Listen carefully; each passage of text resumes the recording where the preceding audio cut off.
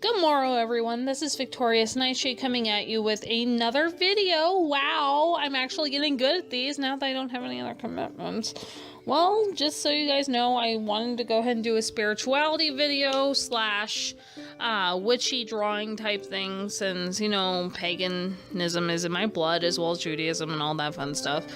So here you are, a speed paint of my wife, formerly known as Hemovlogin, now known as Imperial Fluffy Butt. She is on my channel and she'll be in the end screen. Definitely go ahead and give her channel a look at, and also take a look at some of my other artwork as well as speed paints. And just like the rest, if you don't want to listen to me rant or talk, you can always just click on your own music and just watch speed paint. I will not hate you for that. So without further ado, we have the 16 witchy questions tag, which I'll go ahead and have the questions down below. If you want to go ahead and do it, you're more than welcome to.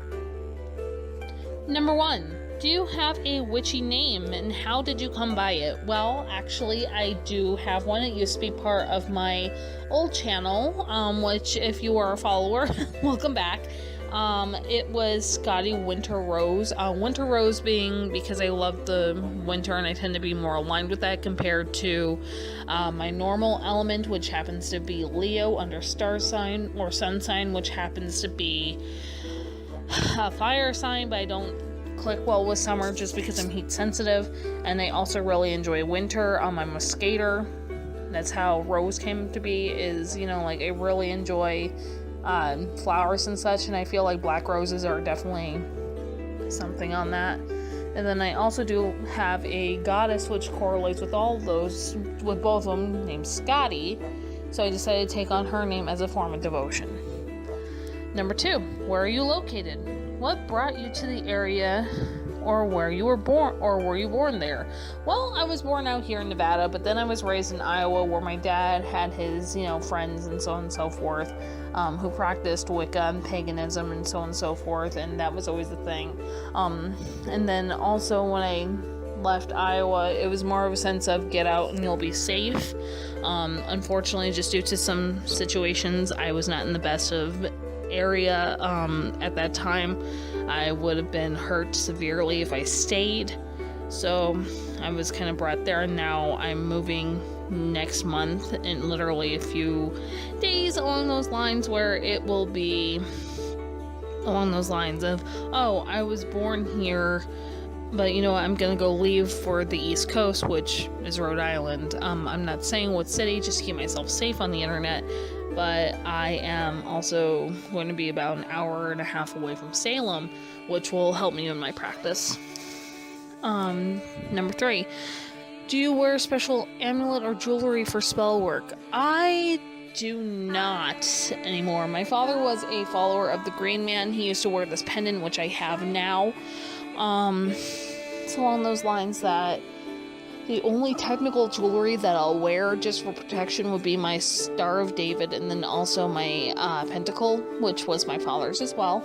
It's one of those things that I only wear those just for protection. Otherwise, nah. Not really. I just usually, you know, like, just try to feel the energy from the room, so on and so forth. Not really anything for special practices. Number 4, what is your favorite space or place? I actually have 3 altars in my room, in my apartment right now. One being in the kitchen, which would be Freya.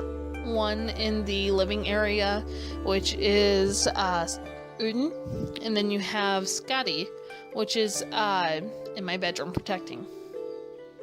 So I tend to go into like forests and so on and so forth, but unfortunately in Nevada there's no forests, so I just have to make do with what I have out here. And it's too hot to go anywhere, so the apartment's fine. Let's see here. Number 5, what is your favorite stone or crystal for workings? I actually really like lapis lazuli. It actually helps with anxiety and depression, and it just seems to click to me a little bit faster than most stones. I don't know why, but I really like lapis lazuli. It's just really aesthetically pleasing. The vibrations are really nice on it, and it actually helps me with my depression a lot. I also have a pendulum that happens to be lapis lazuli, so that's the thing. Let's see here. How long have you been practicing? And how... Number 6, how long have you been practicing? And how did you come to this path? Well, like I said, I've been practicing for a long time, since I was 13, and now I'm turning 25, so that's a thing. And then, you know, that's almost 12 years. And then I also do have a sense of just keeping it in the family line, because my father was more of a nature worshiper, a shaman, if you will, than a actual pagan. Like, he followed the green man, that seems to be that, and also he did follow the white buffalo woman, but that's a different story for a different day. And I really came to this path just because, you know, Norse and Germanic, I was meditating one day and I said the words Vodan, which I had no idea who that was, but I heard laughing, like a drunken laughter, and I kind of want to do research on the name Vodan, which turned into Odin once you get to the actual stem of things.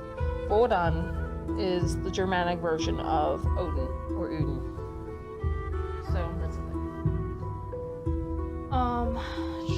Let's see here. Number 7, do you have a deity or goddess, and how do you connect with them? I have 3, like I said. I have Freya in the kitchen, I have Odin in the living area, and Skudi in the bedroom, and I connect with them just by my everyday life. My cat loves Freya's altar, and as of late she loves Odin's altar. I'm not sure why, but you have that, and then you also have the fact that I just connect to them on a daily basis. I talk to them constantly, and that's actually a sense of comfort type thing. Let's see here. Number 8, what is your favorite incense or smudge? I love sage sticks, but my favorite incense, and it's not even a working incense, it is a incense from, I think it's a novelty thing, but it's the zombie blood, and I know it doesn't work on spells or anything, but I love using it around the house. Like, it sends me into a little bit more of a mental state where I can actually relax, and it's really nice. It's sweet. I'll leave a thing down below where you can take a look at it. Number 9, have you ever had to clear a space of negative energy, or of a negative entity? Have you ever had to clear a space of a negative entity? Yes. Unfortunately, my birthday, actually, I had to. A friend of mine was being plagued by something, and I decided to just remove it, and I damn near threw myself into a coma doing it, but that's another story for another day. Yeah. You're welcome, Zen. Number 10, what is your favorite witchy show or movie? I love the movie Hocus Pocus.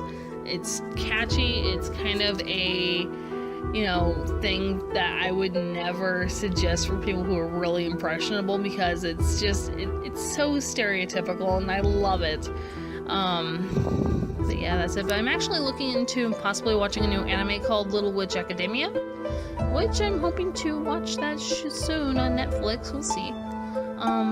Number 11, what do you do to help raise energy before spell work? I usually sing, or I'll turn on music along those lines. It's actually really nice when you have Norse music running through your house, and then you have a cat running through the house as well. It just kind of helps the energy and everything on this, so that's definitely worth it. Number 12. Do you see yourself helping others magically? I do, every single day. I send energy to people who don't know it, I send it to people who do know it, and I tend to be a guru to younger family/friends who are looking into this. My father recently passed away, and it's one of those things that I am still the only practitioner that does this every day.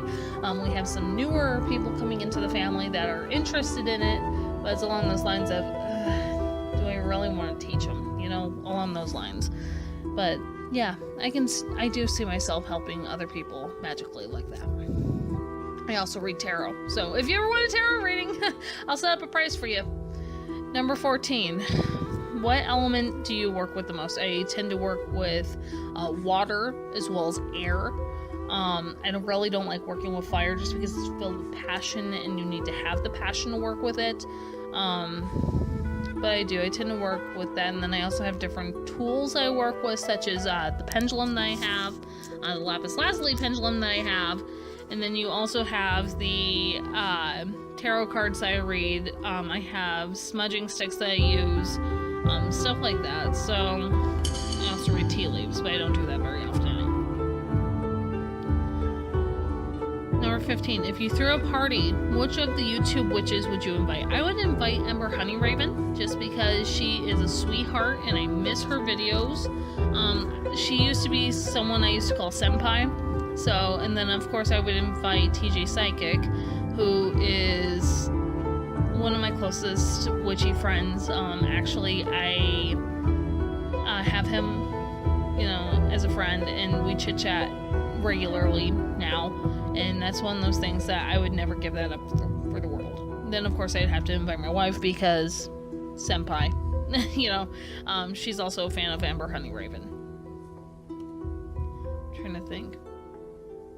Oh, and then there's another one that I really like, who is a tarot reader as well. She made her own tarot deck, and she's the one who inspired me to do my own tarot deck. Sacred Seed. You should definitely check her out. She's amazing.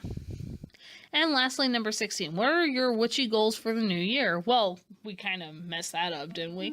My goal in life is to go to the Mecca of witchdom, and to go to either Salem this year, and then within 5 years, I really want to go to Norway, Sweden, as well as Iceland and Denmark, just because that's where my deities had become from.